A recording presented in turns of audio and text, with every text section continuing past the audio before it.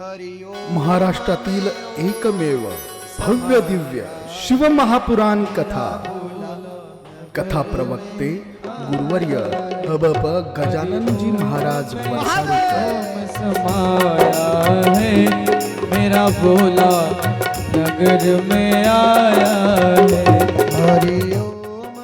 मौजे बहार तालुका चाळीसगाव जिल्हा जळगाव। भव्य शिव महापुराण कथा कथा प्रवक्ते गुरुवर्य गजाननजी महाराज वरसाडेकर।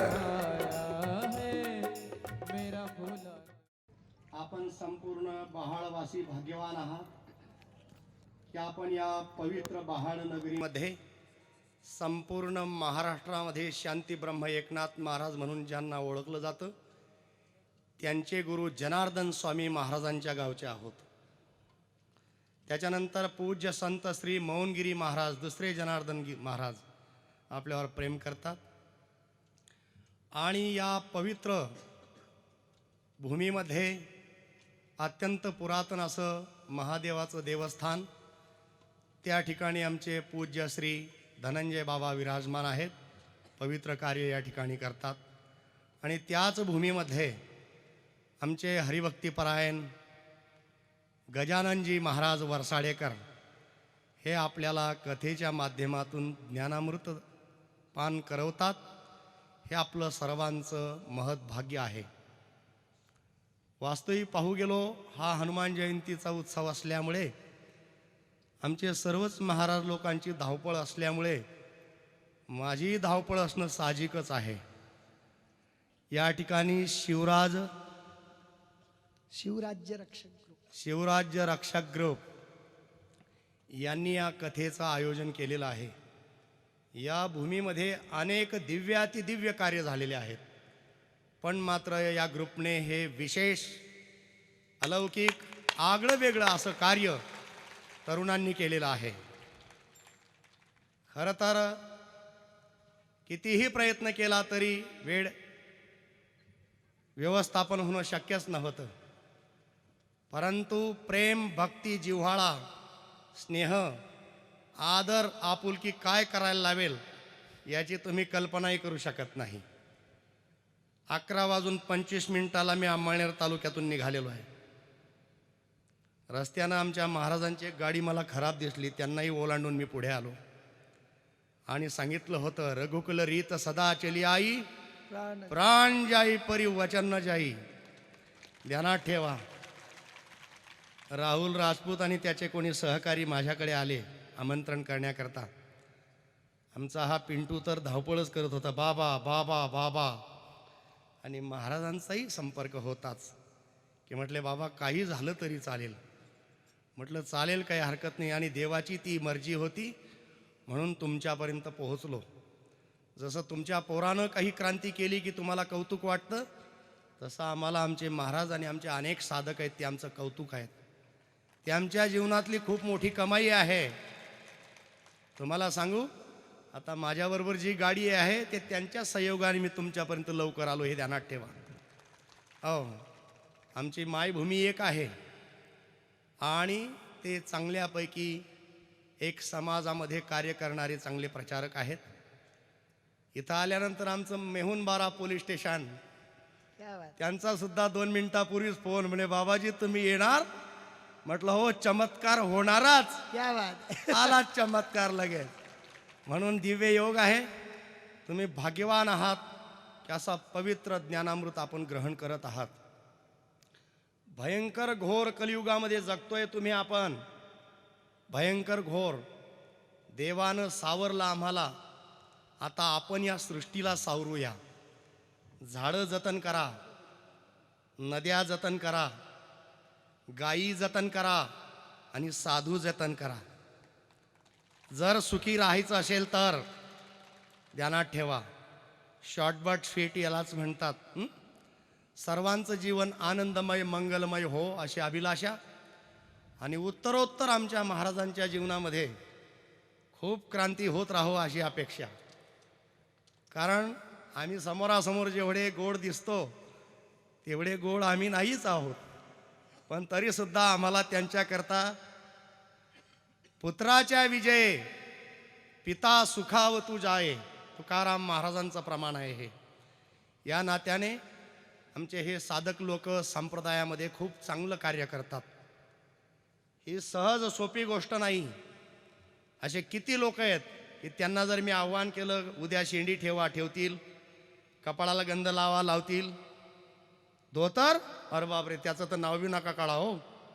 काय आज आमचे लोक विज्ञान युगामध्ये आणि अशा पद्धतीने युनिफॉर्म घेऊन आमच्या वैदिक सनातन हिंदू संस्कृतीचा झेंडा, वैदिक सनातन हिंदू संस्कृतीचा झेंडा जनसामान्यांच्या अंतःकरणामध्ये रोवतात. आणि कुठे सुख शांती समाधान श्रद्धा प्रेम आदर भक्ती वैराग्य ध्यान तप साधना नवे नवे गाथा रामायण भागवत गीता ज्ञानेश्वरी गाथा काय आहे. कोणी गुणाच्या माध्यमातून, कोणी कलेच्या माध्यमातून, कोणी त्यागाच्या माध्यमातून, कोणी सेवेच्या माध्यमातून आणि तुम्ही लोक दानाच्या माध्यमातून. ही भयंकर मोठी क्रांती आहे. म्हणून आता जास्त वेळ झालेली असल्यामुळे एकच म्हणेल, आपलं सर्वांचं जीवन आनंदमय मंगलमय वैभवमय हो अशी अपेक्षा मी करतो. जर चारा उरला जाळू नका.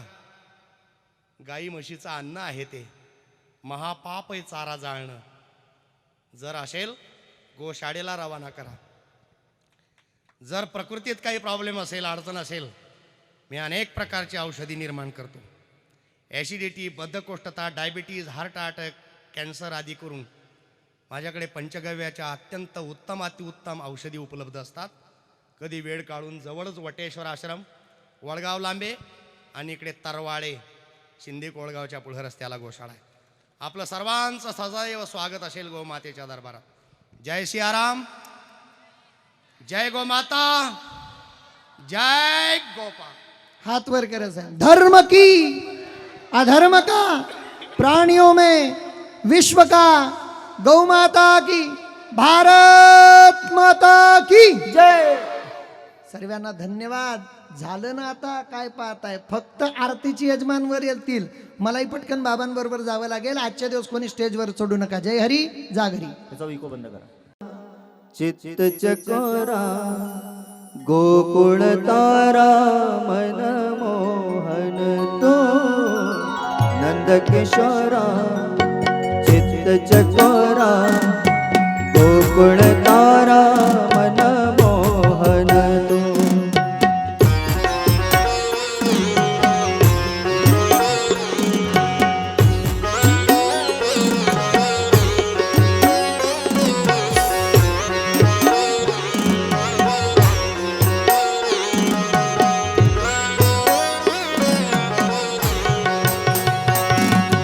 नंद किशोरा चित्त चकोरा गोकुळ तारा मन मोहन.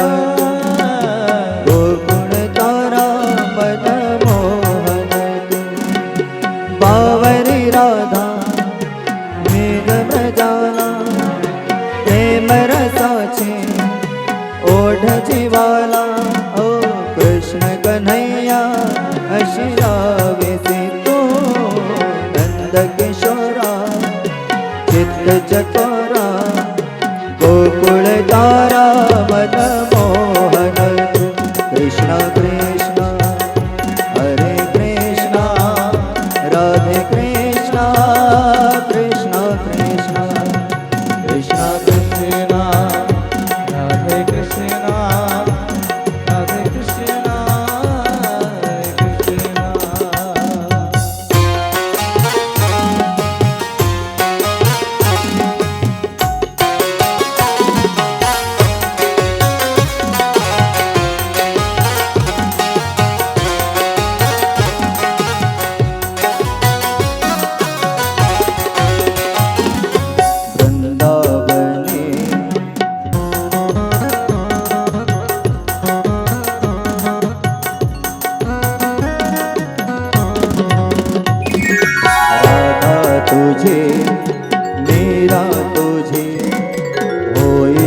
श्याम तुझे दासे रे.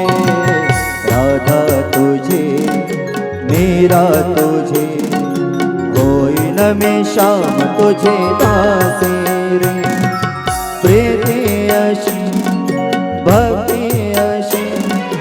लाभले हे आज मधुमासे रे तोच मुकुंदा माधव माझा मुग्ध मनाचा श्री हरी राजा ओ लोचनी माझा असा राहिसे तो नंद किशोरा चित्त चकोरा गोकुळ तारा मन मोहन तू नंद किशोरा चित्त चकोरा गोकुळ तारा मन मोहन तू बावरी राधा मेघ ब्रजाला प्रेम रसाची ओढची माला ओ कृष्ण कन्हैया अशी लाविसे तू नंद किशोरा चित्त चकोरा गोकुळ तारा मन मोहन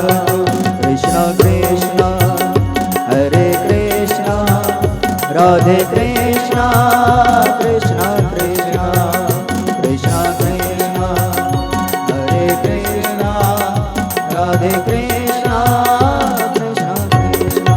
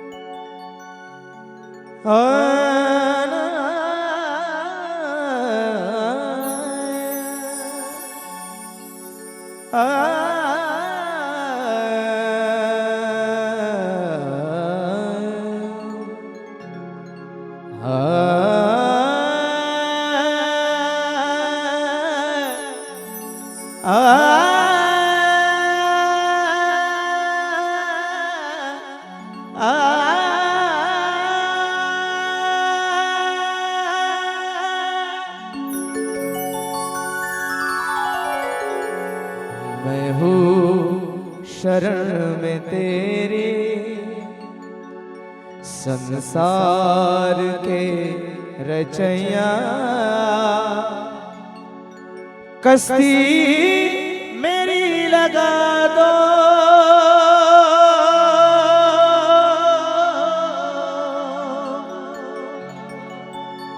कश्ती मेरी लगा दो उस पार वो कन्हैया मैं हूँ शरण में तेरी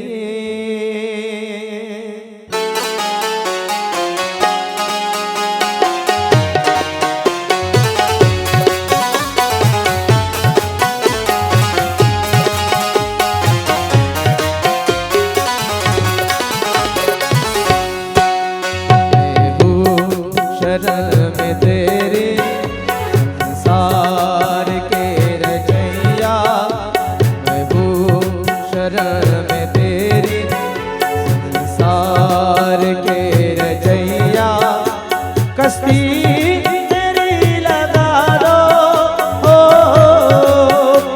कश्ती मेरी लगा दो उस पार वो कन्हैया शरण में तेरी संसार के रचैया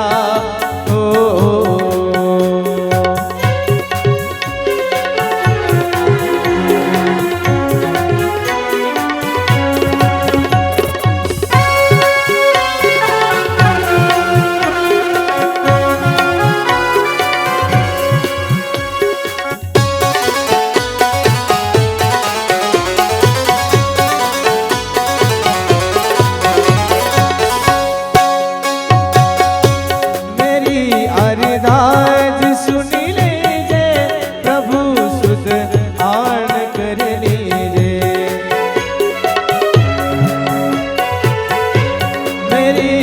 अरदास सुन लीजिए प्रभु सुध्यान कर लीजिए दर्श एक बार तो दीजिए मैं समझूंगा सामरी रे पतवार थाम लो तुम पतवार थाम लो तुम मझधार में है नैया प्रभु शरण तेरी सार के रचैया कस्ती मेरी लगा दो कस्ती मेरी लगा दो उस पारो कन्हैया शरण तेरी सार के रचैया प्रभु शरण तेरी संसार के रचैया ओ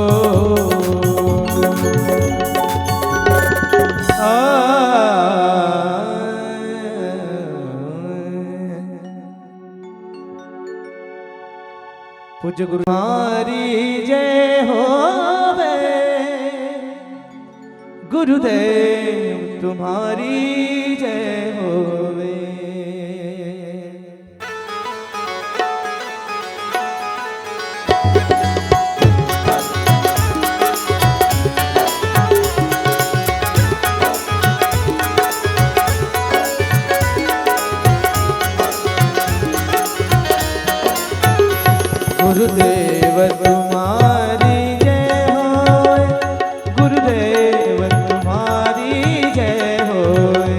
गुरुदेव तुम्हारी जय होए गुरुदेव तुम्हारी जय होए गुरुदेव तुम्हारी जय होवे गुरुदेव तुम्हारी जय होवे गुरुदेव तुम्हारी जय होए गुरुदेव तुम्हारी जय होए गुरुदेव तुम्हारी जय होवे गुरुदेव तुम्हारी जय होवे गुरुदेव तुम्हारी जय होए गुरुदेव तुम्हारी जय होवे गुरुदेव तुम्हारी जय होए गुरुदेव तुम्हारी जय होवे गुरुदेव तुम्हारी जय होवे गुरुदेव तुम्हारी जय होवे गुरुदेव तुम्हारी जय होवे गुरुदेव तुम्हारी जय होवे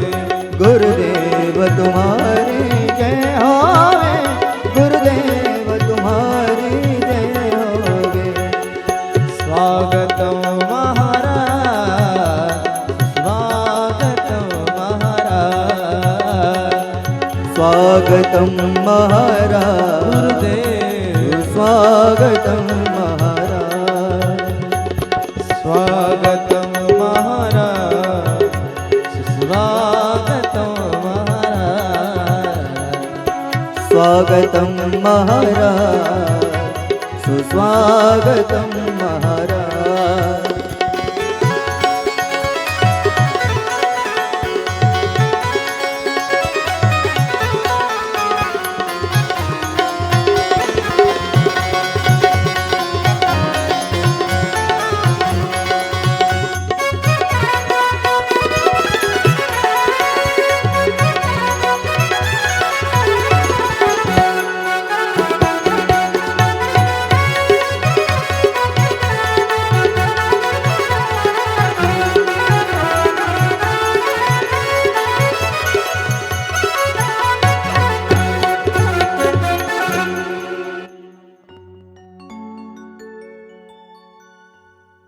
चला आरतीचे यजमान पुढे या शोक विनाशकारकं नमामि विघ्नेश्वर पादपङ्कजं वक्रतुण्ड महाकाय कोटि सूर्यसमप्रभ निर्विघ्नं कुरु मे देव सर्वकार्येषु सर्वदा लोकाभिरामं रणरङ्गधीरं राजीवनेत्रं रघुवंशनाथं कारुण्यरूपं करुणाकरन्तं श्रीरामदूतं शरणं प्रपद्ये मनोजवं मारुततुल्यवेगं जितेन्द्रियं बुद्धिमतां वरिष्ठं वातात्मकं वानरयूथमुख्यं श्रीरामदूतं शरणं प्रपद्ये मनोजवं मारुततुल्यवेगं जितेन्द्रियं बुद्धिमतां वरिष्ठं वातात्मकं वानरयूथमुख्यं श्रीरामचन्द्रं शरणं प्रपद्ये कैलासराना शिवचन्द्रमूढी फणेन्द्रमाता मुकुटे जडाडी कारुण्यसिन्धु भवदुःखहारी तुझवीन शंभू मजको न तारी सर्वमंगलमांगल्ये शिवे सर्वार्थसाधिके शरण्ये त्र्यंबके गौरी नारायणी नमोस्तुते।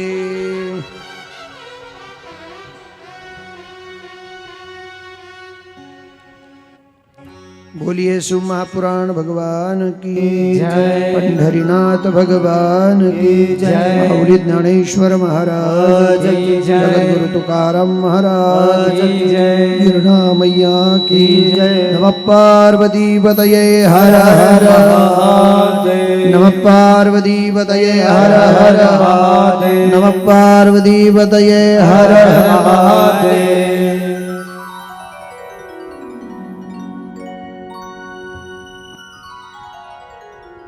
कार्यक्रमाला सुरुवात करण्यापूर्वी एक छोटासा सत्काराचा कार्यक्रम आहे.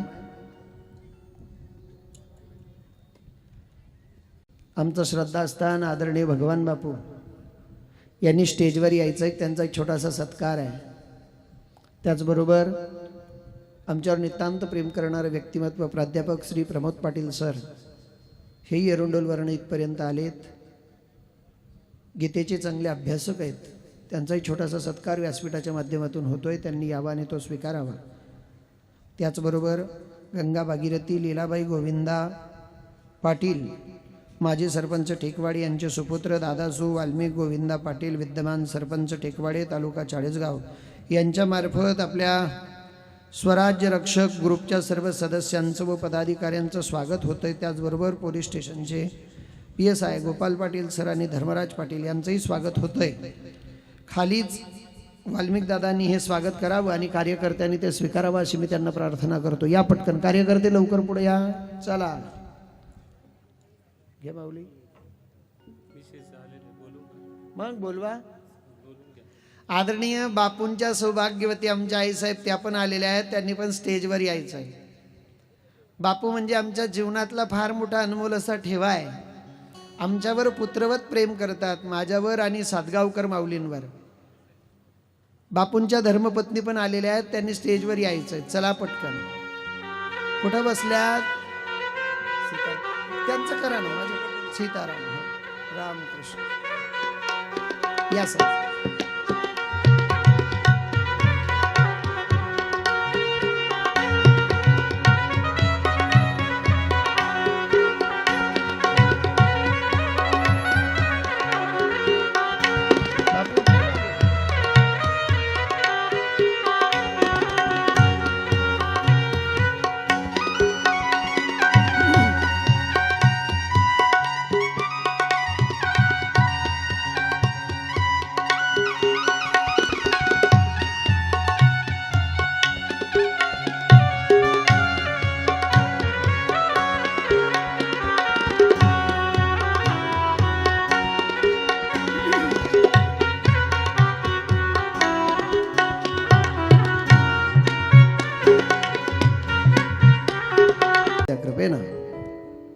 विश्व माऊली ज्ञानोबराय जगद्गुरु तुकोबाराय या संत द्वयांच्या आशीर्वादानं परमपवित्र असे आईसाहेब मुक्ताईंच्या पदस्पर्शाने पुण्यत्व पावन झालेली श्री क्षेत्र कान्हा देश या भूमीमध्ये कणकण निरादिनी गिरणा मातेच्या कुशीमध्ये वसलेलं अत्यंत सुंदर आदर्श काल आपण ऐकलं अनेक साधू संत ऋषी मुनींना जन्माला घालणारे हे बाळगाव. या गावामध्ये ही भगवंताची जीवनगाथा देवादिदेव महादेवाचं जीवनचरित्र शिवमहापुराणाची उज्ज्वल कथा आपल्या गावामध्ये चालली आहे. आणि आज समाप्तीचा दिवस म्हणजे 7वा दिवस आहे. 7व्या दिवसाचं पुष्प गुंफण्याच्या आधी ग्रामदेवतेला माझं वंदन आहे, श्रोते सज्जनांना माझं वंदन आहे, गुणीजनांना माझं वंदन आहे. कालच्या कथेचा आढावा घेता तुम्हा सर्वांच्या लक्षात येईल, काल मारुतीरायांचा जन्म झाला. योगायोगानं आपण काल जन्म केला आणि त्यांचा उद्या सकाळी जन्मोत्सव आहे. मारुतीरायांचं जीवन अत्यंत अलौकिक असं जीवन आहे. मारुतीरायांनी जीवनामध्ये इतकी सेवा केली आपल्या स्वामीची, एवढी सेवा केली की तुम्ही आपण प्रत्येकाने हा आदर्श घ्यावा आणि तसं जगावं, वागावं. मारुतीरायांनी प्रभू रामचंद्रांवर खूप खूप प्रेम केलं. कितीतरी प्रसंग सांगता येतील मला, कितीतरी बोलता येईल. एकदा सीता मैया आरस्यामध्ये बघत होत्या आणि आपल्या भांगमध्ये गुलाल भरत होत्या, सिंदूर लावत होत्या. मारुतीरायाने विचारलं, आईसाहेब तुम्ही हे सिंदूर का लावतात? सीता मैया म्हणते, अरे मारुती, मी जर डोक्यावर सिंदूर लावला तर माझ्या स्वामीचं आयुष्य वाढतं. मारुतीराय म्हटले, असं जर आपण अंगावर म्हणजे डोक्यावर सिंदूर लावला तर जर स्वामीचं आयुष्य वाढत असेल? मारुतीराय तिथून गेले आणि पूर्ण शरीर सिंदूराचं भरून आले. मारुतीरायनं सिंदूर लावलं जातं का? तर माझ्या स्वामीचे आयुष्य मर्यादा वाढावी. याला स्वामी भक्ती म्हणतात. रामरायांच्या जीवनामध्ये दास्यत्वाचं उदाहरण जर द्यायचं असेल तर ते मारुतीरायांकडून शिकायचं. जेव्हा जेव्हा संकट मारुतीरायांवर आलेले त्या त्या वेळेला मारुतीरायांचं नाव, ज्या ज्या वेळेला संकट प्रभू रामचंद्रांवर आले त्या त्या वेळेला मारुतीरायांचं नाव पुढे आलंय. जेव्हा जेव्हा रामरायांवर विपदा आली, ज्या ज्या वेळेला मारुतीराय समोर ढाल सारखे उभे राहिलेत, मग ते काही असू दे. असं म्हणतात की ज्या ज्या वेळेला प्रभू रामचंद्रांवर संकट आलंय तेव्हा कोण राखणदार झाला असेल, कोणी रक्षण केलं असेल, कोण ढाल सारखे समोर उभं राहिलं असेल तर त्यांचं नाव मारुतीराय आहे. अरे भाऊसाहेब तू ऐक, राम पे जब जब विपदा आई,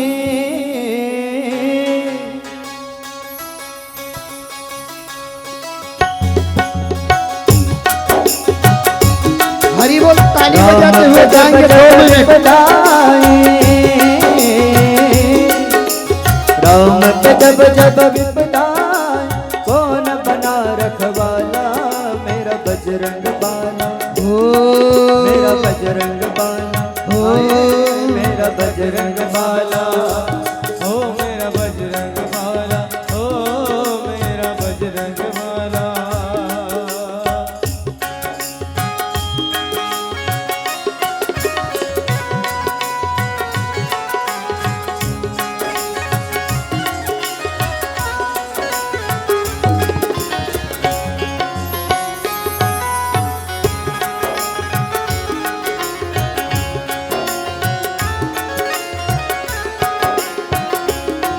जितने भी काम थे मुश्किल बजरंग से आए,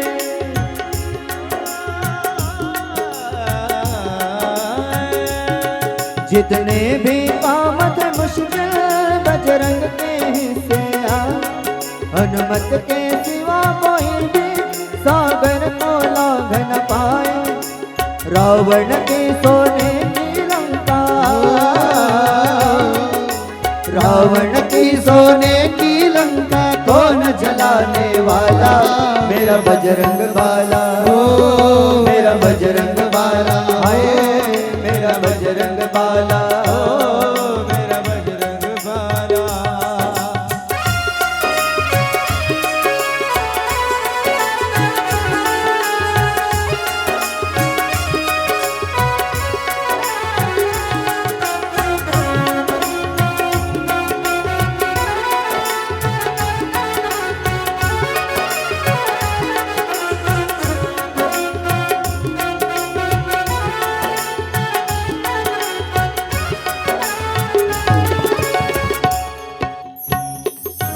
शक्ति लगी लक्ष्मण का और मूर्छा भारे छाए।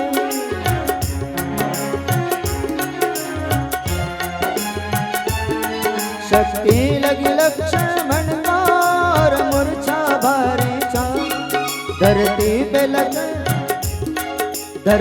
पे देख लखन का और रोने लगे रघुराई। संजीवन ला कर के लखन को, संजीवन ला कर के लखन को कौन झुलाने वाला। मेरा बजरंग बाला, मेरा बजरंग बाला, हाय मेरा बजरंग बाला।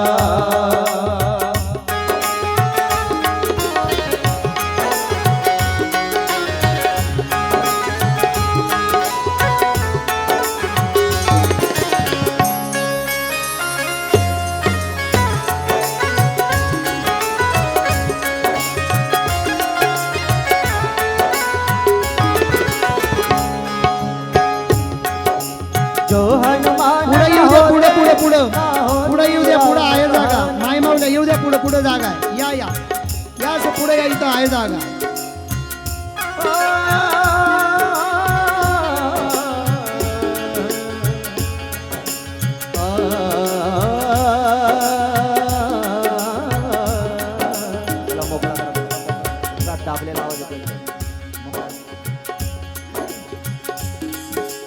जो हनुमान न होते न होती राम कहानी। जय राम प्रभु की महिमा घर घर ना जाते बखानी। कहे पवन भक्ति का डंका, कहे पवन भक्ति का डंका कौन बजाने वाला।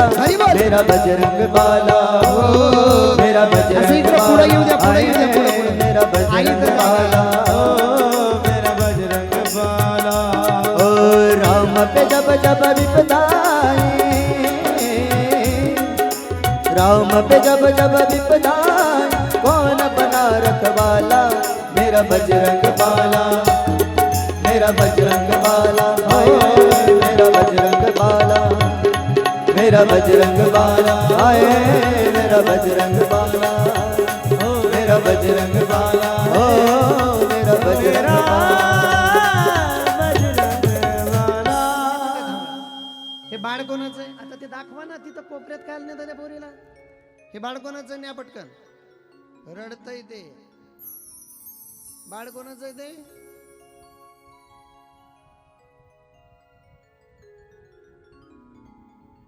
काय बाबा,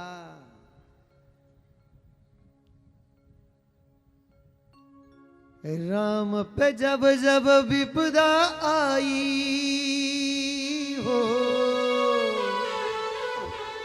राम पे जब जब विपदा आई कौन बने रखवाला। मेरा बजरंग बाला होए, मेरा बजरंग बाला।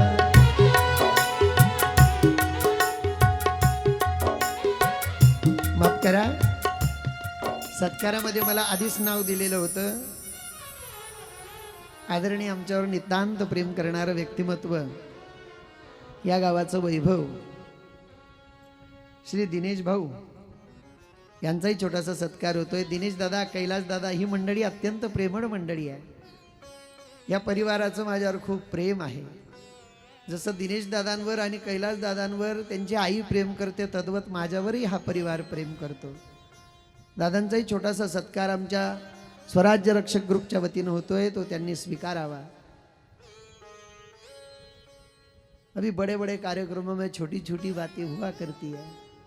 तसं मी सत्कार वित्कार कुठंच कार्यक्रमात पुकारत नाही. मी कोणाला तरी पुकारायला लावतो, पण आपल्या घरचा कार्यक्रम आहे म्हणून मी स्वतः पुकारून या पटकन.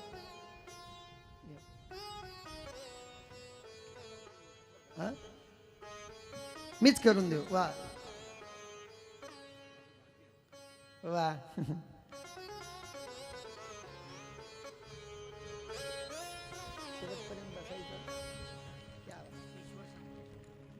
आदरणीय ईश्वर शामराव चौधरी यांचाही सत्कार होतोय, तो त्यांनी स्वीकारावा.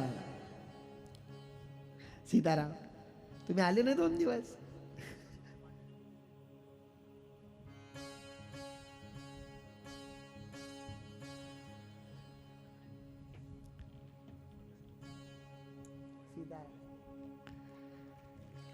अजून काय असलं तर सांगा टपक्यानं. हा?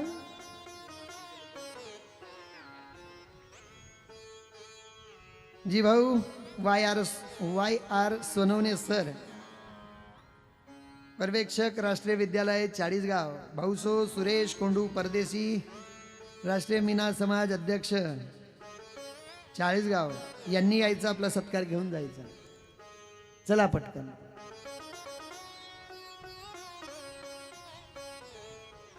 सुरेश दादांचं खूप चांगलं सहकार्य आणि पुढच्या वर्षी अजून करणार आहेत. मी तेवढ्या करताच बोलवलंय त्यांना. मी असं माणसं पाहून बोलवतो. बरोबर सीताराम नाही नाही असं कसं.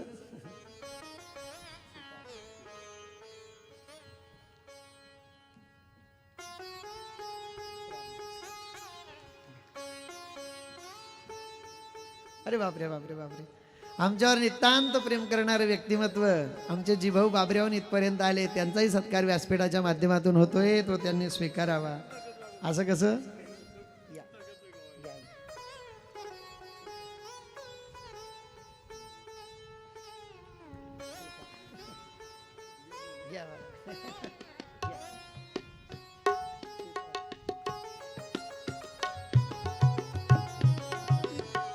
बोलिये शिव महाराजांची. म्हणून जीवनच त्याच्याकरता होतं. मारुतीराय चिरंजीव आहेत. आजही प्रत्येक गावामध्ये मारुतीराय आहेत. मारुतीरायांचं मंदिर आहे. जीवनामध्ये तरुण पोरांना सांगेल मारुतीरायांची खूप सेवा करा. जीवनामध्ये तुम्ही तुमच्या ध्येयापर्यंत पोहोचायचं असेल तर मारुतीराय अत्यंत महत्वाचं एक साधन आहेत. म्हणून मारुतीरायांची भक्ती केली पाहिजे. मारुतीरायांचं जसं प्रभू रामचंद्रांवर प्रेम होतं तसं आपल्या आई वडिलांवर प्रेम असलं पाहिजे. मारुतीरायांनी जसं दास्यत्व आपल्या प्रभूचं केलं तसं आपण आपल्या आई वडिलांचं दास्यत्व केलं पाहिजे.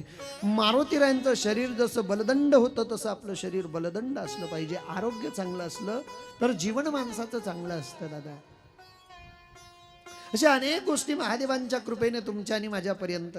महादेवानी शिवमहापुराणातल्या अनेक कथा आहेत. महादेवानी जे काही केलंय ना दादा ते तुमच्या आणि माझ्या उद्धारासाठी केलंय. आज प्रत्येकाला वाटतं जीवनामध्ये पाप मुक्त व्हावं, आपल्या जीवनामध्ये आपण पाप करू नये, आपल्याला पुण्य मिळावं. प्रत्येकाला सुख पाहिजे, प्रत्येकाला पुण्य पाहिजे. पुण्याच्या बलावर सुखाची प्राप्ती होत असते. प्रत्येक जणाला मोक्ष हवाय आणि मोक्ष मिळण्याकरता काही पर्याय सांगितलेले आहेत. जसं की काशीला जा, कणकण निरादिनी गंगा मातेचं स्नान करा, तुम्हाला मोक्ष मिळेल.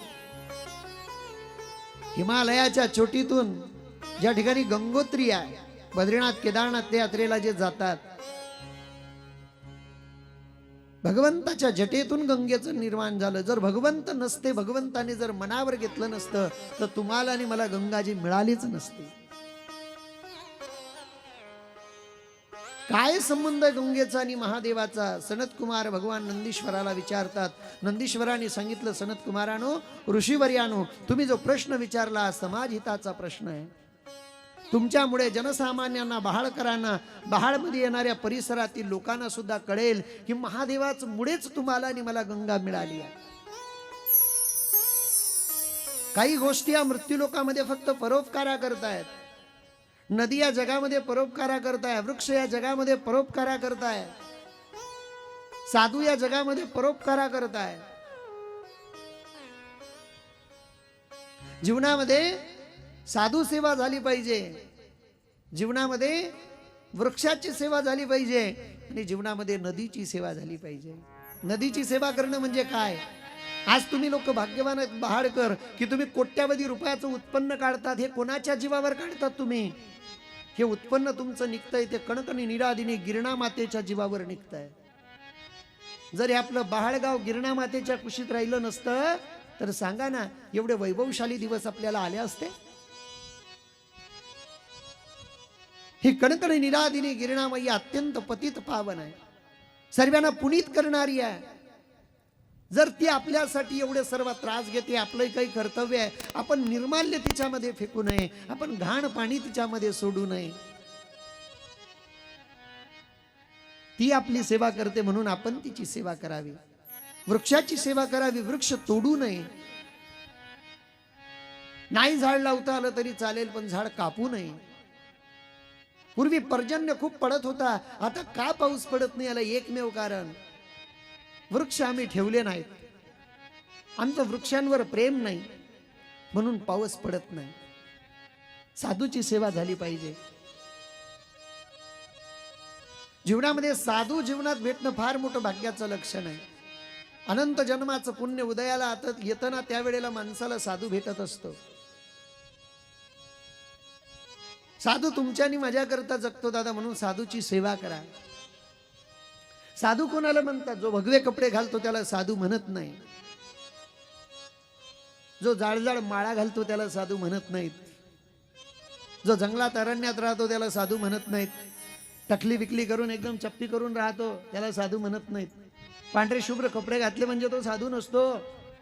साधू म्हणतात कोणाला? मला तर बस साधुत्वाची व्याख्या एकच माहिती आहे. जे का रंजले गांजले त्याशी म्हणे जो आपुले, तोची साधू ओढ खावा देव तेथेची जाणावा.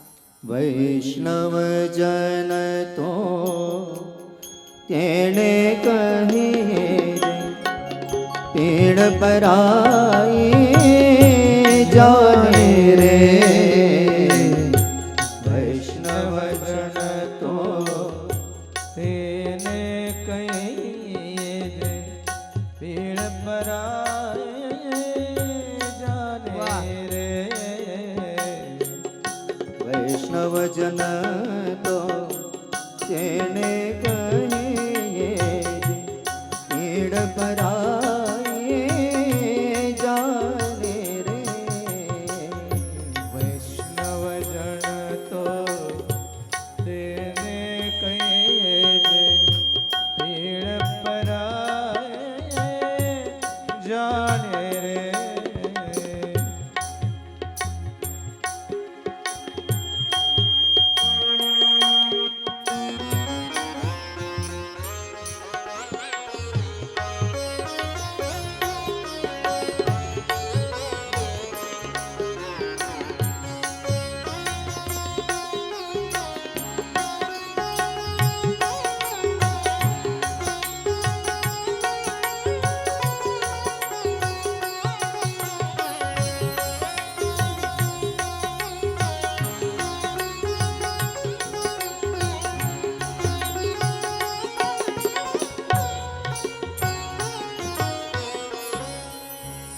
वैष्णव जन तू तेने कही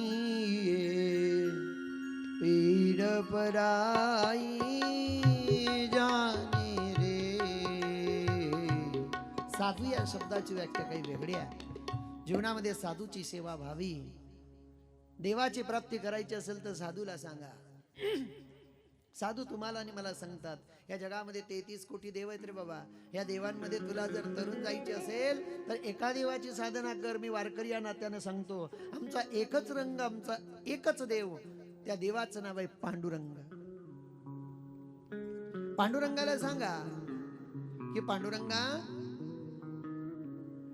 या मृत्यूलोकामध्ये, या सागरामध्ये माझी जी नाव आहे ना, ही नाव अशी झोला घेते आहे. ही डुबण्याची शक्यता आहे. साधू संत तुम्हाला आणि मला सांगतात की पांडुरंगाला हाक मारा, पांडुरंगाचा धावा करा. देवाला सांगा, सांगा देवाला, डगमग डोले माझी पाण्यावरी नावरे. डगमग डोले माझी पाण्यावरी नावरे. पंढरीच्या पांडुरंगा बेगे बेगे धावरे. हरि बोल. ताली बजाते हुए सेवा करेंगे 2 मिनट. पांडुरंगा बेगे बेगे धावरे. डगमग डोले माझी पाण्यावर नाव रे. डगमग डोले माझी पाण्यावर नाव रे. पंढरीच्या पांडुरंगा बेगे बेगे धाव रे. पंढरीच्या पांडुरंगा बेगे बेगे धाव रे. हो डगमग डोले माझी पाण्यावर नावरे. डगमग डोले माझी पाण्यावर नावरे. पंढरीच्या पांडुरंगा बेगे बेगे धावरे.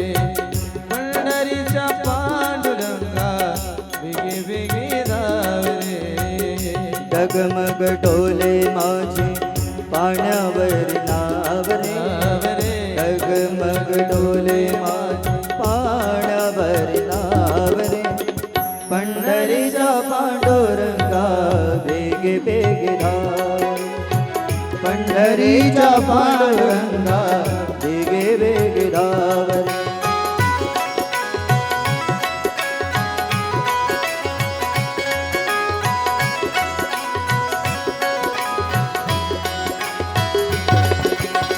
तुला पाहण्यासी देवा जीव हा भुकेला तुला पाहण्यासी देवा जीव हा भुकेला धीर नाही वाटे देवा माझ्या मनाला वेळ नाही वाटे देवा माझ्या मनाला ओ काय सांगू देवा आता दूर तुझे गाव रे काय सांगू देवा आता दूर तुझे गाव रे पंढरीचा पांडुरंगा वेगे वेगे धाव पंढरीचा पांडुरंगा वेगे वेगे धाव डगमग डोले माझे पाण्यावर नाव रे डगमग डोले माझे पाण्यावर नाव रे पंढरीच्या पांडुरंगा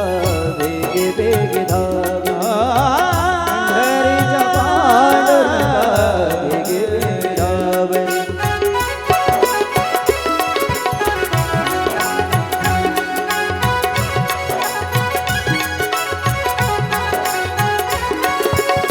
तुझ्या चरणासी भाए भीमा चंद्रभागा तुझ्या चरणासी वाहे भीमा चंद्रभागा नाही देवा पावलो रे झालो अभागा नाही देव पावलो रे नाही अभागा आता तरी देवा मला एक वेळा पाव रे आता तरी देवा मला एक वेळा पाव रे पंढरीच्या पांडुरंगा वेगे वेगे धाव रे पंढरीच्या पांडुरंगा वेगे वेगे धाव रे पंढरीचा पांडुरंगा वेगे वेगे धाव रे पांडुरंगा वेगे वेगे धाव रे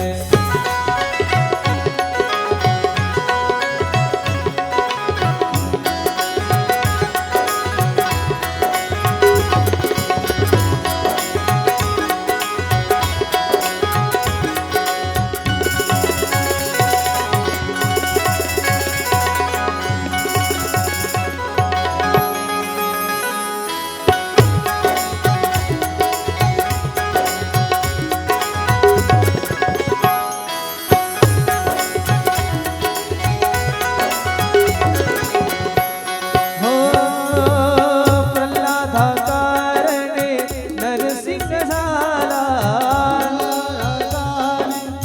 नरसिंह झाला दृष्ट मारण्याला देवा भक्त तारण्याला दुष्ट मारण्याला देवा हो दृष्ट मारण्याला देवा भक्त तारण्याला दुष्ट मारण्याला देवा अवतार झाला भक्त उद्धरसी देवा जगी तुझे नाव रे भक्त उद्धरसी देवा जगी तुझे नाव रे पंढरीच्या पांडुरंगा वेगे वेगे धाव पंढरीच्या पांडुरंगा वेगे वेगे धाव ओ पंढरीचा पांडुरंगा वेगे वेगे धाव पंढरीचा पांडुरंगा वेगे वेगे धाव पंढरीचा पांडुरंगा वेगे वेगे धाव पंढरीचा पांडुरंगा पंढरीचा पांडुरंगा पंढरीचा पंढरीचा पांडुरंगा वेगे वेगे धाव भोलेनाथाने जे काही केलंय जीवनामध्ये समाज उपयोगी केलाय. गंगा माता ही स्वर्गात होती, ब्रह्मलोकात होती. का म्हणून गंगा माता अवतरित झाली, कशा करता तुम्हाला आणि मला गंगाजल मिळालं. गंगाजळाला किती महत्व आहे. मरताना म्हणतात, अरे याच्या तोंडात ना गंगेचं पाणी टाका. का बरं? याला मुक्ती मिळेल. ज्यानं आयुष्यात कधी देवधर्म केला नाही, आयुष्यात उपवास तपास केला नाही, कधी कथा कीर्तनाला आला नाही, तो मेल्यावर सुद्धा त्याच्या मुली म्हणतात, बाबा अंतोन मातुईशीन पान घाला, कोंबडीन पक घाल. अरे मरता आयुष्यभर पाप करू दे आणि मरताना जर गंगाजल तोंडामध्ये गेलं तर मुक्ती मिळते. हे गंगाजल कोणी मिळवून दिलं तुम्हाला आणि मला? कोणी आणली गंगा ब्रह्मालोकातून? असं म्हणतात. भगवान नंदीश्वर सनत कुमारांना सांगतात. काल तुम्ही पाहिलं, भगवंताने मोहिनी रूप घेतलं, राक्षसांना मदिरा पाजली आणि देवलोकांना अमृत पाजलं. बलीला राग आला. बली म्हणतो, अरे माझा छेड केला इंद्राणी. विष्णू परमात्म्याने त्याला सहकार्य केलं. मला इंद्रपदाची लालसा नव्हती, मला माझ्या जीवनामध्ये इंद्रपद नको होतं, पण यांनी मला आता दाखवून दिलं, मी कुठल्याही प्रकारे मी काही करेल आणि इंद्रपद साध्य केल्याशिवाय राहणार नाही. मला इंद्रपद प्राप्त करूनच घ्यायचं आहे. एक पर्याय आहे की त्याच्याने इंद्रपद मिळू शकतं. मला जर अमृत पिण्याकरता मिळालं असतं, मी अमर झालो असतो, इंद्रावर चढाई केली असती, माझ्या वाटेवर इंद्रपद आलं असतं. पण असं मिळालं नाही ना. मी संघर्ष करेल, मी वाटेल तो प्रयोग करेल, पण मला इंद्रपद मिळवायचं आहे. आपल्या गुरूंकडे गेला. त्याचे गुरु शुक्राचार्यांनी सांगितलं, तुला जर इंद्रपद मिळवायचं असेल तर 100 यज्ञ कर आणि यज्ञाचं पुण्य नारायणाला समर्पित कर, तुला इंद्रपद मिळेल. तो म्हटला, काय हरकत नाही, मी इंद्रपद मिळवणार म्हणजे मिळवणार. त्याने यज्ञ आरंभला. एका यज्ञापासून 99 यज्ञापर्यंत त्यानं यज्ञ पूर्ण केलेत. 100व्या यज्ञाला त्या ठिकाणी माईबाप सुरुवात होणार. 100वा यज्ञ जर त्याने केला तर भगवंत त्याला प्रसन्न होणार आहेत आणि भगवंत त्याला वर देणार आहेत. त्याला इंद्रपद मिळून जाईल. त्याला जर इंद्रपद मिळालं तर राक्षस त्या गादीवर बसेल. म्हणून परमात्म्याचीच एक लीला आहे. कश्यप ऋषींना 2 पत्न्या आहेत. एकीचं नाव आहे दिती आणि दुसरीचं नाव आहे अदिती. दितीपासून दैत्य जन्माला आले. हिरण्याक्ष, हिरण्यकश्यपू हे दोघी दितीचे मुलं आहेत. पण अदिती मातेने पयोव्रत केलं. व्रताने चांगले लेकरं जन्माला येतात. व्रत वैकल्य चांगले करत जा, उपवास तापवास चांगले करत जा. काही काही बाया आठवड्यातून 5-5 उपवास करतात. एवढंही शरीराला त्रास देऊ नये. ठीक आहे, 15 दिवसातून 1 उपवास निश्चित करावा. त्याच्याने शरीर सुद्धा निरोगी राहतं. पण पयोव्रत केलं आणि पयोव्रताच्या माध्यमातून त्यांच्या घरी एक पोरगा जन्माला आला. तो पोरगा जसा जन्माला आला, सर्व देवलोक त्याच्या स्वागता करता आलेत. इंद्रानं त्याला पायात घालण्याकरता खडावा दिल्यात. सूर्य नारायणाने त्याला पकडण्याकरता छत्री दिली. अन्नपूर्णा मातेने त्याला भिक्षा पात्र दिलं. अंगावर कुठल्याही प्रकारचं वस्त्र नाही, कौपीन लावलेली आहे. कौपीनवंता खलु भाग्यवंता, डोक्यावर शेंडी आहे. पोरांना माझी विनंती असेल, ए बाबा डोक्यावर शेंडी ठेवत जा. ज्याची बुद्धिमत्ता अत्यंत चांगली राहावी असं वाटत असेल, ज्याला वाटत असेल की माझी स्मरणशक्ती चांगली राहावी, त्याने डोक्यावर शेंडी ठेवावी. आता मूछची लाज वाटते. शेंडी काय घेऊन बसलं? मूछ ठेवली पाहिजे. मूछ मर्दों की शान होती है.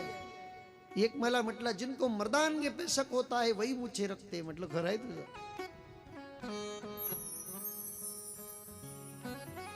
सुंदर असं बटुक वामनाचं ब्राह्मणाचं लेकरू ते शेवटी असं रूप घेतलेलं आहे. आणि ती भगवंताची लीला. बलिराजाचे 99 यज्ञ पूर्ण झालेले आहेत आणि बलिराजाच्या घरासमोर हा कश्यप आणि अदितीचा पोरगा, नाव त्याचं वामन, साक्षात महाविष्णूचा अवतार आहे. दाराशी आलेत आणि अलक लावला, मला भिक्षा पाहिजे. बली हा धर्मात्मा होता, बली हा दानी होता. दान करत चला जीवनामध्ये, दानाने आपल्या धनाची शुद्धी होते. बली अत्यंत धनवान आहे.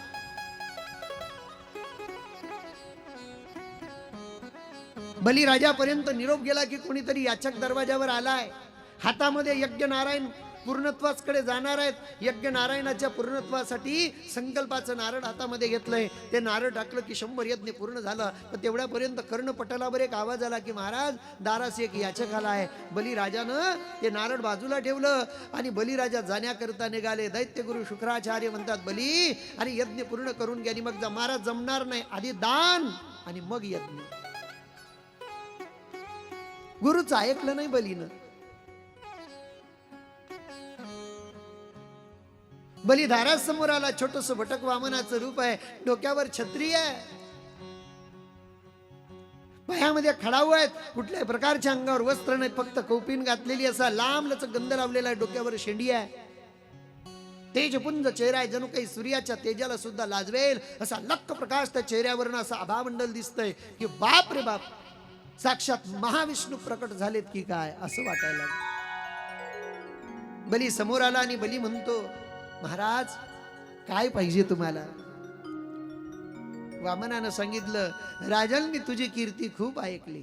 तुझ्यासारखा धनवान दैत्य कुलामध्ये कोणी जन्माला आला नाही. तुझ्यासारखा दानशूर दैत्य कुलामध्ये कोणी जन्माला आला नाही. तुझी कीर्ती दिगदिगांतरापर्यंत मी ऐकली आणि तुझ्या दरवाजा समोर आलोय. बघा, जगाचा मालक आहे, काय कमी नाही विष्णू परमात्म्याला, पण आपल्या भक्ताच्या दारासमोर झोडी पसरून उभा आहे. आपल्या भक्ताला सांगतोय, माझी झोडी भरून दे. तेरे द्वार खड़ा भगवान, तेरे द्वार खड़ा भगवान,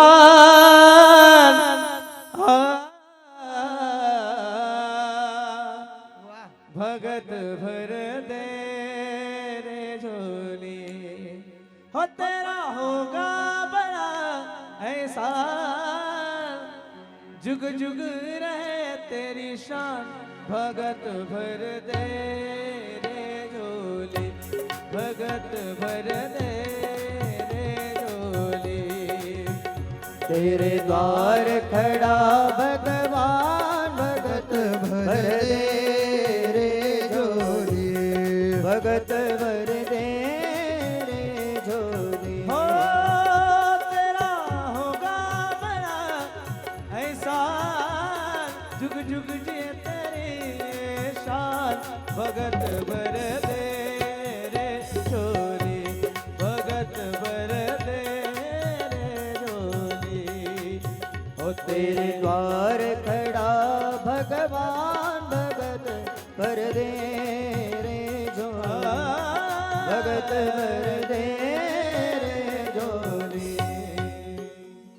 तेरे द्वार खड़ा भगवान, भगत भर दे रे झोली.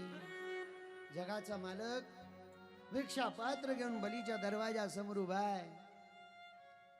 बली म्हणतोय, महाराज तुमची वय फार कमी आहे, पण तुम्ही बोलतात फार सुंदर. मी तुमच्या बोलण्यावर प्रसन्न आहे. तुम्ही माझ्या दारासमोर आलेला आहात. तुम्ही याचक आहात, भूदेव आहात, ब्राह्मण आहात. मी तुम्हाला खाली हाताने जाऊ देणार नाही. बोला, तुम्हाला काय पाहिजे? महाराज बोला. तुम्ही दिसायला फार सुंदर आहात. माझ्या नगरीतल्या एखाद्या सुंदर ब्राह्मणाच्या मुलीसोबत तुमचं लग्न करून देऊ.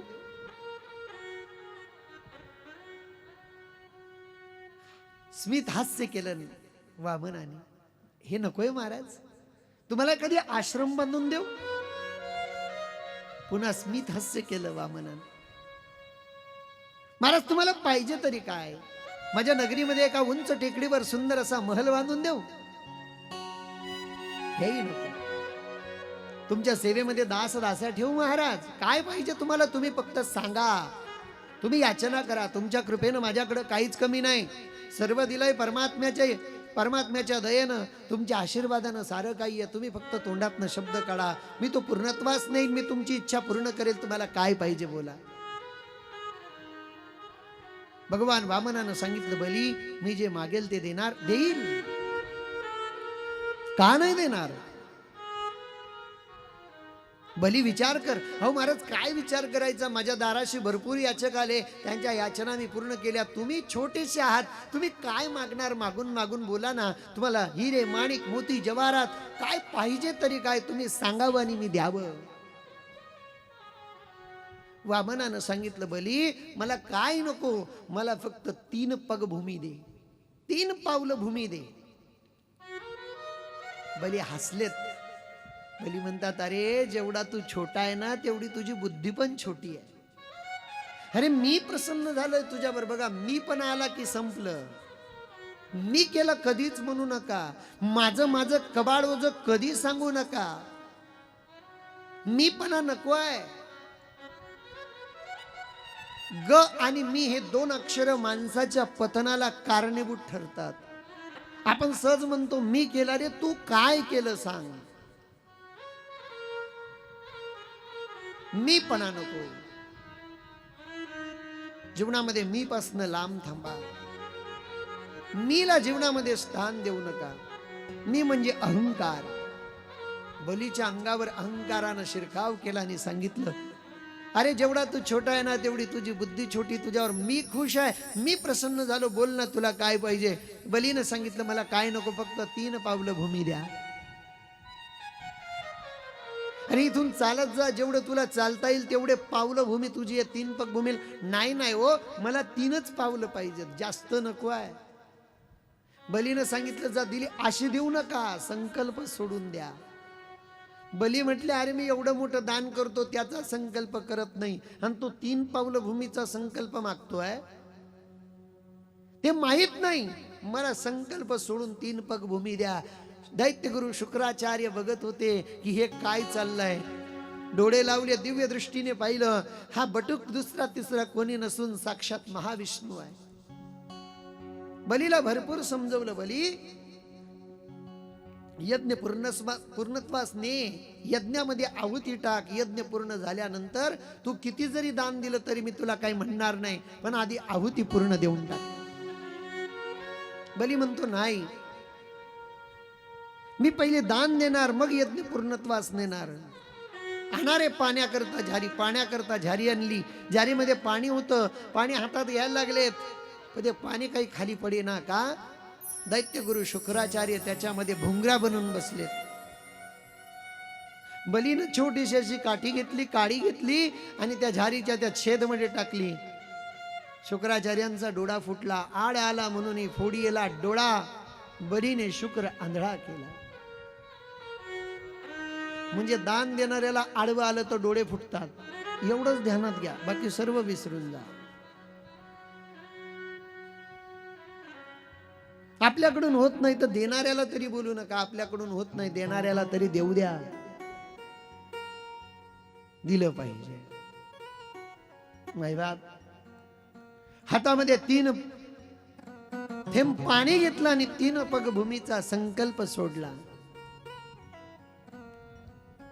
बली हात जोडून उभा आहे की महाराज मी संकल्प सोडलाय, मोजा 3 पग भूमी. भगवान वामनानं सांगितलं, थांब. भगवंताने इतकं मोठं रूप धारण केलं, विश्वरूप धारण केलं जणू काही. आणि भगवंताने पहिल्या पावलामध्ये पृथ्वी व्यापली, दुसऱ्या पावलामध्ये ब्रह्मांड व्यापलं. आणि असं म्हणतात, जेव्हा ब्रह्मांड व्यापत असताना ब्रह्मलोकामध्ये भगवान श्री महाविष्णूंचं पाऊल गेलं, तेव्हा ब्रह्मदेवाने महाविष्णूंचे पाय धुतले. आणि पाय धुतल्यानंतर कमंडलू मध्ये जे पाणी झेललं ते पाणी म्हणजे गंगाजी आहे. ही गंगाजी कोण आहे तर मा पार्वतीची सख्खी बहीण आहे. हिमालयाची आणि मैना मातेची पुत्री आहे. पार्वती मातेपेक्षा मोठी आहे. खऱ्या अर्थानं दावेदार भगवान भोलेनाथाशी लग्न करण्याकरता मा गंगा मैया आहे. पण विधीचं विधान आहे, गंगा मातेसोबत छेड केला. गंगा मातेने तपश्चर्या केली, मा पार्वतीने तपश्चर्या केली. पण गंगा मातेची तपश्चर्या भंग करण्यात आली. महादेव गंगा मातेला प्रसन्न झाले. गंगा मातेनं हात जोडला की प्रभू, मी तपश्चर्या करून सुद्धा तुमची अर्धांगिनी बनू शकली नाही, तुमची पत्नी बनू शकली नाही. माझं कुठलं पाप आडवं आलं सांगा, मी काय चुकीचं काम केलं सांगा. भगवान शंकरानं सांगितलं, गंगे तुझा काही दोष नाही, तुझा छेड केला गेलाय, तुझ्यावर अन्याय केला गेलाय, पण या अन्यायाची मी तुला पोहोचपावती करणार. तुझ्यावर चांगले दिवस, काय चांगले दिवस येणार सांगा. त्यावेळेला भगवान भोलेनाथानं सांगितलं, जरी मी पार्वतीला माझी पत्नी बनवलंय, पण तरी माझी एकही संतान पार्वतीच्या पोटी जन्माला येणार नाही, पण तुझ्याकडून मात्र माझी संतान जन्माला येण्याची शक्यता आहे. मग गंगेला 9 पुत्र झाले भगवान भोलेनाथापासून. पितामह भीष्म सुद्धा गंगा मैयाचे पुत्र आहेत. गंगा पुत्र म्हटलं जातं ना. त्यावेळेला भगवान श्री भोलेनाथाने गंगा मैयेला सांगितलं, गंगे तू चिंता करू नको. अगं पत्नीची जागा कुठे असते? कुठे असते? पायाजवळ. पाय लक्ष्मीच्या हाती. मोठ्या माणसाची बायको असली तो बरोबरीच्या खुर्चीवर. असं कधी ऐकलं का? आमचे रामभाऊ फार राजकारणात धुरंधर आहेत, त्यांनी चांगले चांगले पद भूषविलेत आणि बायकोला डोक्यावर बसवलं. असं कधी ऐकलं? बायको डोक्यावर बसते तो विषय वेगळा, पण असं कधी प्रॅक्टिकल ऐकलं का तुम्ही की बायकोला डोक्यावर बसवलं? जगाच्या पाठीवर असं एकमेव दैवत आहे, एकमेव नवरा आहे की ज्यानं बायकोला डोक्यावर बसवलं. त्याचं नाव आहे भोलेनाथ. गंगा मैया कोण आहे? भगवंताची पत्नी आहे. आणि गंगा मैयेला वर दिलं होतं, पार्वती तरी माझ्या शेजारी बसेल, पण तू माझ्या डोक्यावर बसशील. दिलेलं वचन पाळायचं होतं महादेवाला. पण गंगा मैया अटकल्या कुठे? गंगा मैया अटकल्या ब्रह्मलोकात. मग गंगा मैयांना आणायचं तरी कसं या मृत्यूलोकामध्ये? सुंदर अशी कथा येते, अत्यंत गोड कथा आहे.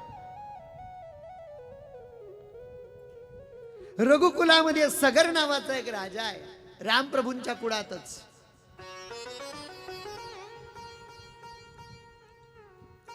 त्या सगर नावाच्या राजाने, हे जे सागर निर्माण झालेत ना, 7 समुद्र आहेत. हे 7 समुद्र कसे निर्माण झाले माहिती आहे? हा सगर नावाचा राजा जेव्हा युद्धाकरता निघाला, ही कथा फार मोठी आहे. युद्धाकरता निघाला, त्याच्या रथाच्या चाकाने जे खड्डे पडलेत, त्या खड्ड्यातनं समुद्राची निर्मिती झाली आहे.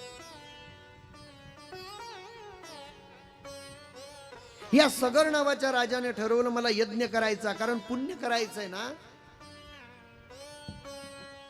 पूर्वीच्या काळी पुण्य करायचं म्हणजे यज्ञ करावा लागायचा. कलियुगामध्ये फार सोपं आहे. पूर्वी यज्ञ करायचे, यज्ञामध्ये हत्तीच्या सोंड्यासारखी तुपाची धार टाकायचे, पण जर का ब्राह्मणाचा एखादी मंत्र चुकला तर यज्ञाचं फल मिळत नव्हतं. पण कलियुगामध्ये यज्ञाचं फल मिळवायचं असेल तर फार सोपं आहे. काय करा? एकदा रामकृष्ण हरी म्हणाने एका यज्ञाचं फल घेऊन जा. नाम घेता वाट चाले, यज्ञ पाऊला पाऊली, कलयुग केवल नाम आधारा.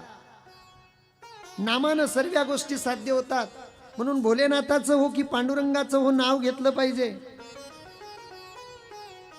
कलियुगामध्ये नाम साधनेला खूप मोठं महत्व आहे. या सगर नावाच्या राजाने यज्ञ करायचा ठरवला. पूर्वी यज्ञ केल्यानंतर एक अश्व सोडलं जायचं, एक घोडा सोडला जायचा. तो घोडा संपूर्ण पृथ्वी तलावर फिरायचा. त्या घोड्याच्या डोक्याला एक पाटी बांधलेली असायची की अमुक अमुक फलाण्या राजाने हा घोडा सोडलेला आहे दिग्विजय होण्याकरता. जो हा घोड्याला थांबवेल त्याला त्या राजासोबत युद्ध करावं लागेल. ज्याला वाटत असेल की त्या राजाच्या छत्रछायेखाली जगायचंय त्यानं या घोड्याला नमस्कार करायचा, आणि ज्याला वाटत असेल त्या राजासोबत युद्ध करायचंय त्याने या घोड्याला अडवायचं.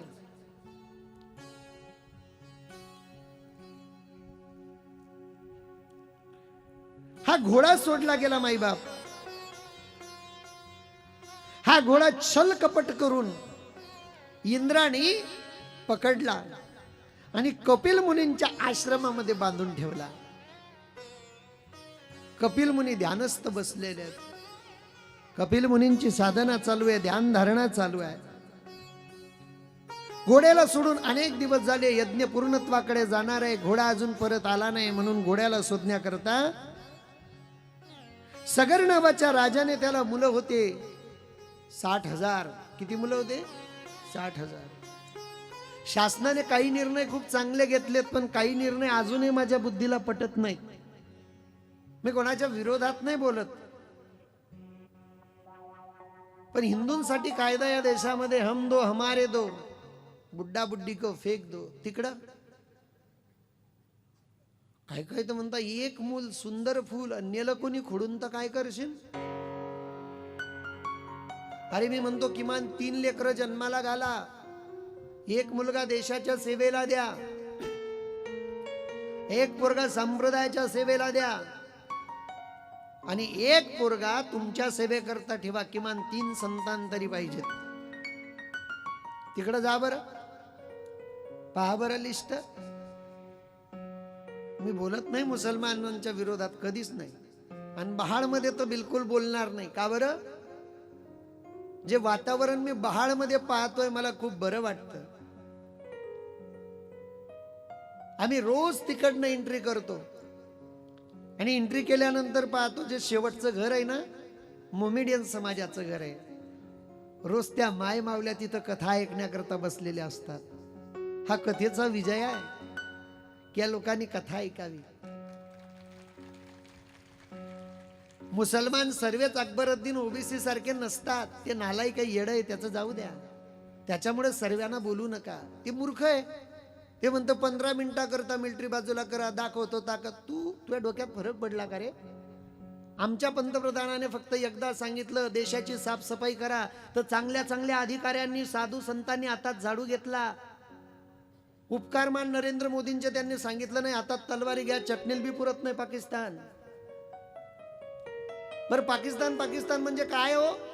कशा करता एवढी चर्चा करायची? काय एवढं विशेष नाही पाकिस्तान मध्ये? अरे जेवढे भारतात कैदी आहेत ना जेलमध्ये कैदी, तेवढे पाकिस्तान मध्ये लोक आहेत. फक्त एवढंच म्हणू दे पंतप्रधानानं, सजा माफ, सकाळीच पाकिस्तान साफ. तरी आपले भांडण म्हणतात काय केलं? तुझ्या घरी भांडे घसडायला पाहिजे होतं. काय करायचं? मी कधी विरोधात बोललो नाही मुसलमानांच्या, मला हे सांगायचं. मला स्वाभिमान आहे मुसलमानांबद्दल, पण कसे पाहिजेत मुसलमान माहिती आहे? माणूस एकदा राष्ट्रपती झाला आणि पदावरून खाली उतरला की 10 ट्रकी भरून येतात घरी. त्यांना मिळालेले अवॉर्ड, साहित्य, शाली, नारळ, जे काय असेल ते 10 ट्रकी भरून येतात. या देशात असे एक राष्ट्रपती झाले ज्यांनी 5 वर्ष सत्ता भोगली, खुर्चीहून खाली उतरले, हातात फक्त एक सुटकेस होती. ते जातीनं मुसलमान होते. नाव त्यांचं डॉक्टर APJ अब्दुल कलाम. अशा मुसलमानाबद्दल मला स्वाभिमान आहे. तुमच्या माझ्या घरी साखरपुडा असू दे, घरभरणी असू दे, लग्न असू दे, एक वाद्य वाजवतात.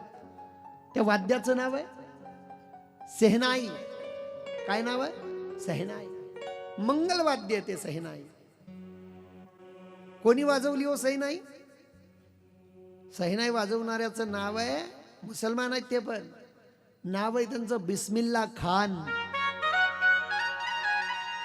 जेव्हा गेले ना ते पाकिस्तानात, तिथल्या वजीर आजम ने विचारलं बिस्मिल्ला जी क्यों जाते हिंदुस्तान में, वो काफिरों का देश है मत जाओ. बिस्मिल्ला खानाने सांगितलं नहीं, वो मेरी माँ है, मेरा वतन है, मैं जाऊंगा. मत जाओ, आपको जो चाहिए पाकिस्तान में दे देंगे. आप क्या दे सकते हो? बोले इज्जत देंगे, शोहरत देंगे, सल्तनत देंगे. बिस्मिल्ला खान उसे कहते भाई साहब आप पाकिस्तान में इज्जत दे सकते हो, शोहरत दे सकते हो, सल्तनत दे सकते हो, लेकिन मैंने जिंदगी भर जिस गंगा जी के तट पर बैठकर सेनाई की रियाज की, तुम्हारे पाकिस्तान में वो गंगा जी का तट नहीं दे सकते. इसलिए मेरा वतन महान और वतन का नाम हिंदुस्तान. स्वाभिमान है मला.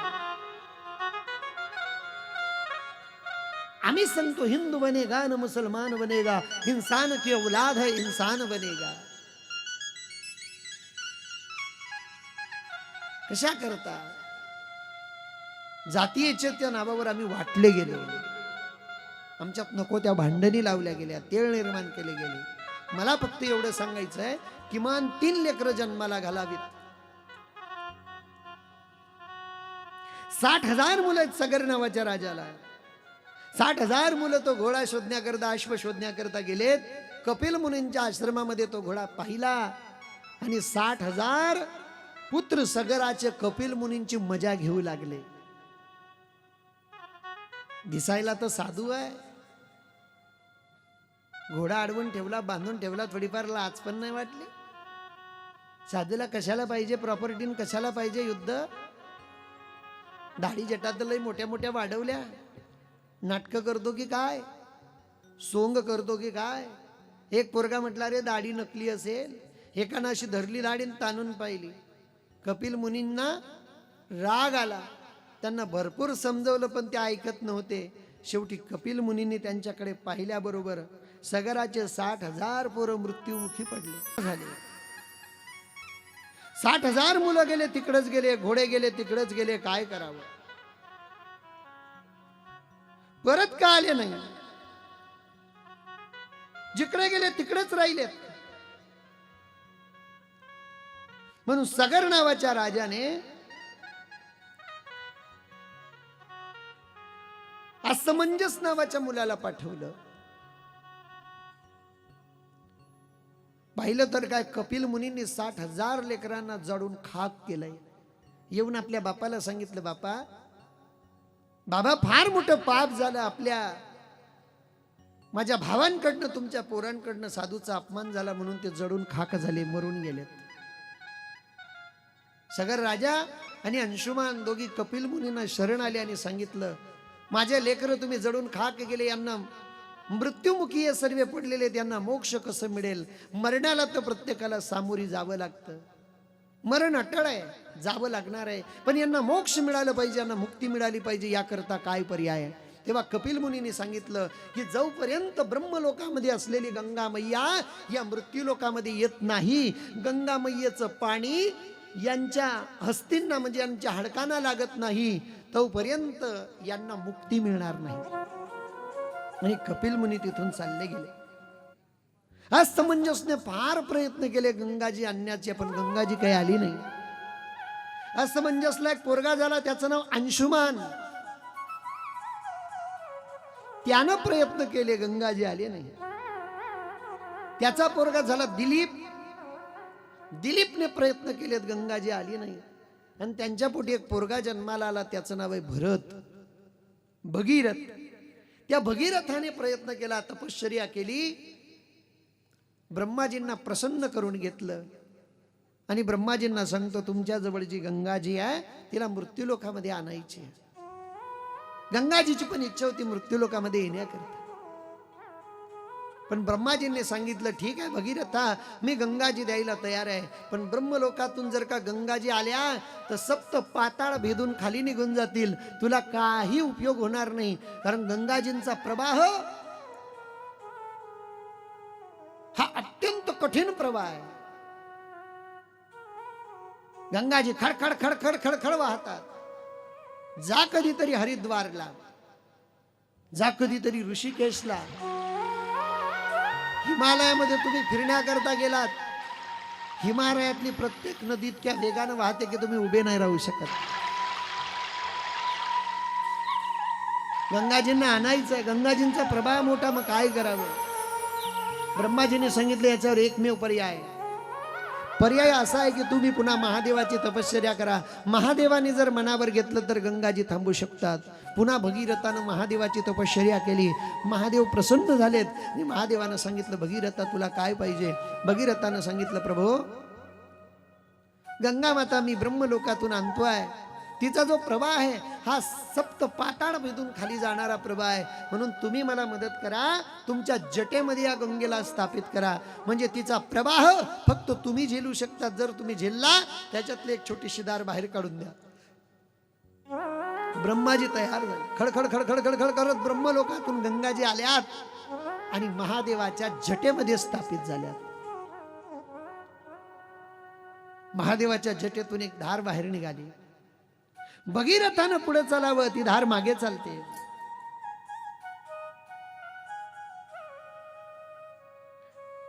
ज्येष्ठ महिन्यामध्ये शुक्ल पक्ष दशमी नावाची तिथी आहे. गंगाजी प्रकट झालेल्या आहेत महादेवांच्या जटेमध्ये. महादेवाच्या जटेतून बाहेर निघाल्यानंतर भगीरथ पुढे चालतोय, गंगाजी मागे चालतायत. चालता चालता चालता चालता एक ऋषींचा आश्रम लागला. त्या ऋषींच्या आश्रमाच्या शेजारून गंगाजी चालल्या. त्या ऋषींचं नाव आहे जान्हू ऋषी. गंगा मातेच्या प्रभावामध्ये त्यांची झोपडी वाहून गेली. राग आला जान्हू ऋषींना. पूर्ण गंगाजी पिऊन गेले. गंगाजी पिऊन टाकली. भगीरथ पुन्हा नतमस्तक झाले, शरण आले आणि सांगितलं, महाराज गंगाजी मला परत करा. म्हणून त्यांच्या जांग फाडली त्यांनी, म्हणजे मांडी फाडली. त्यातून गंगाजी बाहेर निघाल्या. गंगाजींचं नाव बदललं, जान्हवी. जान्हू ऋषींच्या जांगेतून बाहेर आली म्हणून. गंगाजीला अनेक नाव आहेत पुढे चालून. हळूहळू हळूहळू गंगाजी गंगा सागरच्या जवळ,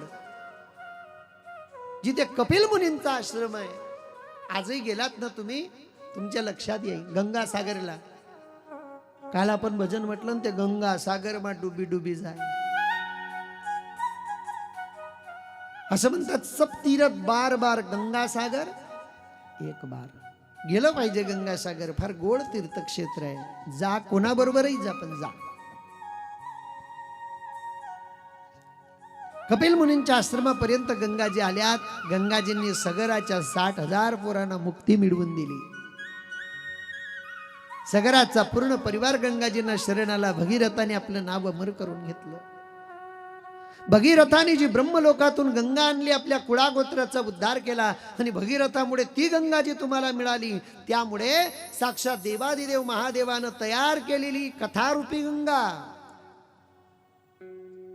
व्यासोत्तिष्ठ जगत म्हणतात. हे सर्व ग्रंथ व्यासांच्या माध्यमातून निर्माण झालेत आणि शुकदेवांच्या माध्यमातून याचा प्रचार झाला. मग सनत कुमारांनी ही कथा नंदीश्वराच्या मुखारविंदातून ऐकली.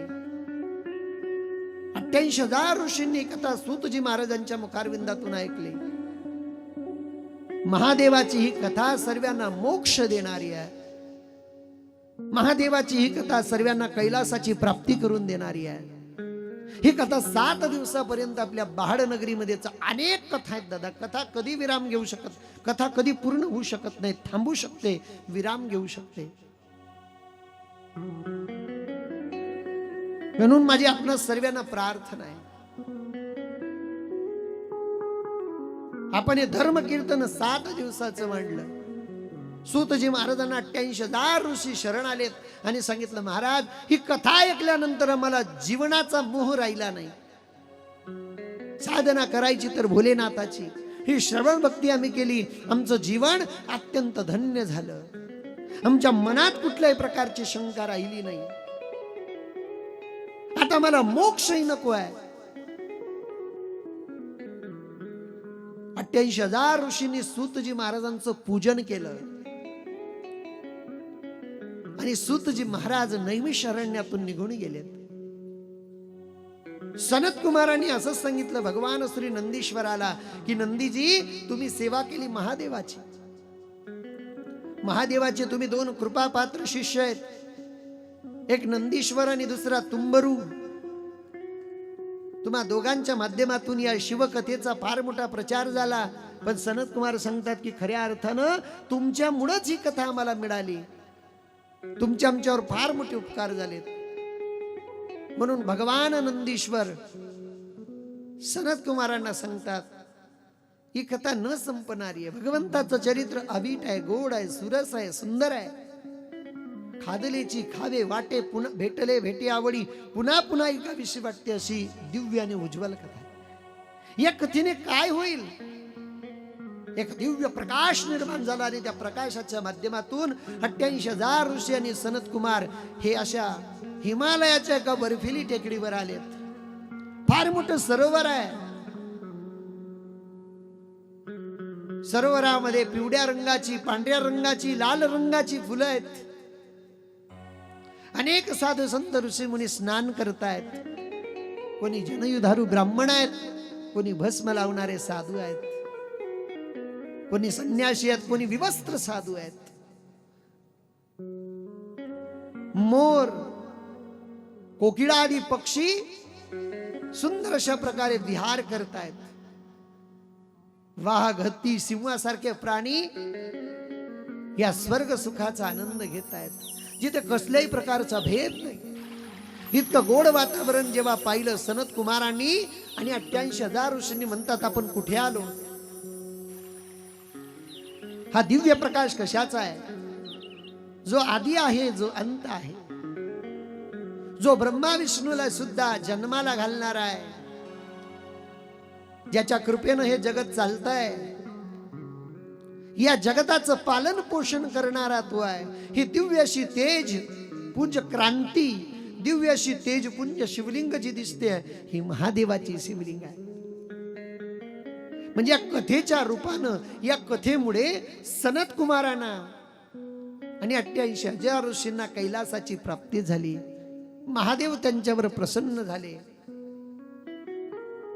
महादेवानं सांगितलं की तुमच्यासारखी जो कोणी ही कथा चंद्र सूर्य तोपर्यंत शुद्ध अंतःकरणाने विधी विधानानुसार कोणाचं मन न दुखवता शास्त्रोक्त पद्धतीने सांगितलेल्या नियमानुसार श्रवण करेल, तुमच्यासारखी प्रत्येकाला कैलासाची प्राप्ती होईल.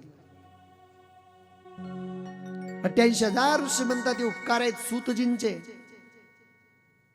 शौनकादी ऋषी म्हणतात हे उपकार आहेत भगवान नंदीश्वराचे, की आम्हाला आमच्या जीवनामध्ये मिळाले आणि यांच्यामुळे आम्हाला कैलासाची प्राप्ती झाली. तुम्हाला आणि मला सुद्धा कैलासाची प्राप्ती होऊ शकते. पण कुठल्याही गोष्टीला कुठेतरी थांबाय. या कथा न संपणाऱ्या आहेत, कथा न विराम घेणाऱ्या आहेत. व तुमची इच्छा असली तरी नसली तरी आज ही कथा थांबणार आहे. सनत कुमारांनी नंदीश्वरांना प्रणाम केला, यथा योग्य पद्धतीने पूजन केलं, विधिवत पद्धतीने दान दक्षिणा दिली आणि भगवान नंदीश्वर कैलास पर्वतावर थांबलेत.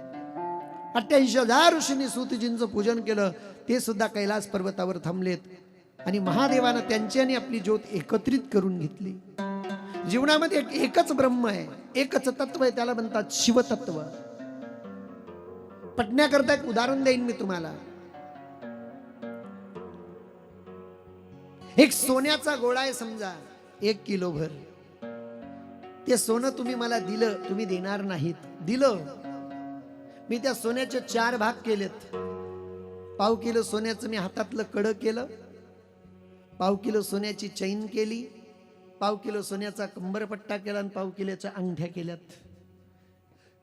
मला सांगा तुम्ही काय दिलं होतं? सोनं. मी सोनाराकडून त्याचे 4 भाग केले, त्याला आकार दिला, त्याचे नाव बदललेत. कडं काय, चैन काय, कंबरपट्टा काय, अंगठी काय. नाव बदलल्यामुळे त्यांचा प्रयोग बदलला. एका दिवशी मला राग आला, मी सर्व सोनं एकत्रित केलं, सोनार दादाकडे नेलं, भट्टीत घातलं आणि त्यानं एक गोळा तयार करून दिला.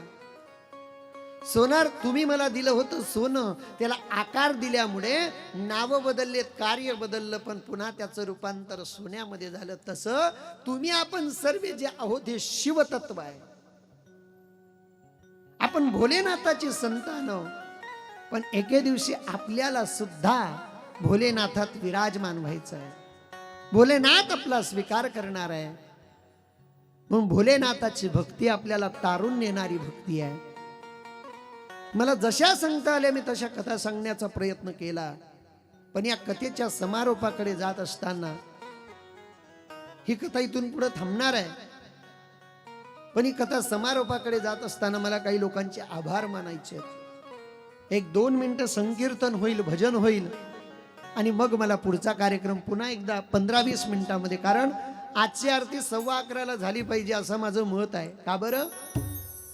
11:15 जरी आरती झाली तरी घरी जात जात तुम्हाला 12:30 होतात, मला माहिती आहे.